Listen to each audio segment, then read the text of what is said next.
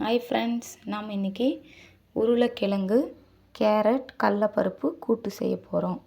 அதுக்கு ஃபஸ்ட்டு ஒரு பேன் வச்சுக்கலாம். இதில் எண்ணெய் கொஞ்சம் ஊற்றிக்கலாம். இப்போ நம்ம குக்கர் வச்சாச்சு, அதில் எண்ணெய் ஊற்றி வச்சாச்சு. எண்ணெய் காஞ்சாச்சு. இப்போது வெங்காயம், இஞ்சி பூண்டு பேஸ்ட்டு, பட்டை லவங்கம், புதினா இதெல்லாம் போட்டு அரைச்சி வச்சுருக்கோம். இந்த விழுதை அதில் சேர்த்துடலாம்.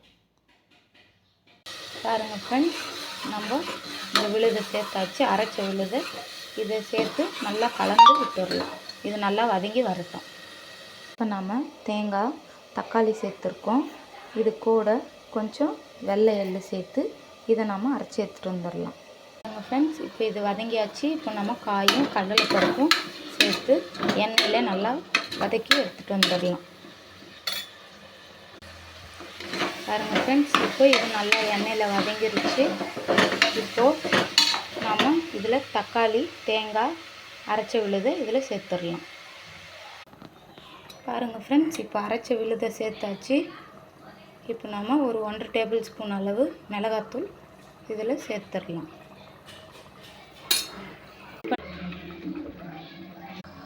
பாருங்கள் ஃப்ரெண்ட்ஸ், மூடி வச்சாச்சு. இது ஒரு 5 விசில் வரட்டும். அது வேலைக்கு நம்ம ஒரு செய்தியை கேட்போம். ஆண்டவர் எல்லாரையும் நல்ல விதமாக தான் படைச்சிருக்காரு. இந்த இந்திய கிரிக்கெட்டில் ஜெமிமான்றவங்க விளையாடி ஜெயித்தாங்க. அதுக்கு காரணம் ஏசப்பான்னு தான் சொன்னாங்க. ஏசப்பா எனக்கு கொடுத்த தாளம்னால தான் நான் ஜெயித்தேன் அப்படின்னு சொன்னாங்க. அது ஒரு சர்ச்சையாக கொண்டு வந்து இந்த யூடியூப்பில் போட்டு ரொம்ப ஆண்டவருடைய வார்த்தையை ரொம்ப நோகடிக்கிறாங்க. அவங்கள போட்டு அந்த நோகடிக்கிற அந்த வார்த்தையை கூட ஆண்டவர் அவங்களுக்கு சுகமாக்கி தருவாருன்னு சொல்லி எல்லோரும் ப்ரேயர் பண்ணுங்க. அவங்க இந்தியாவுக்காக எவ்வளோ ஒரு பெரிய சாகசம் விளையாடி ஜெயிச்சு கொடுத்துருக்காங்க. அவங்க இன்னும் நல்லா வளரணும்னு சொல்லி எல்லோரும் ப்ரேயர் பண்ணிக்கோங்க.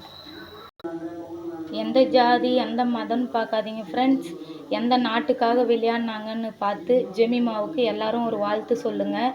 நானும் வாழ்த்து சொல்லிக்கிறேன். நம்ம சேனலில் நல்லதை மட்டுமே பரப்புவோம் ஃப்ரெண்ட்ஸ்.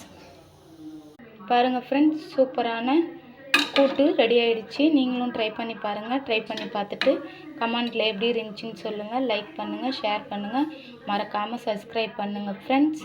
சப்ஸ்கிரைப் பண்ணதோடு இல்லாமல் நீங்களும் சமைச்சு பாருங்கள். நம்ம பிள்ளைங்களுக்கு ஹெல்த்தியாக செஞ்சு கொடுங்க வீட்டில். இது சப்பாத்திக்கு, சாதத்துக்கு, இட்லிக்கு, தோசைக்கு இதுக்கெல்லாம் சூப்பராக அல்டிமேட்டாக இருக்கும். நீங்களும் ட்ரை பண்ணி பாருங்கள்.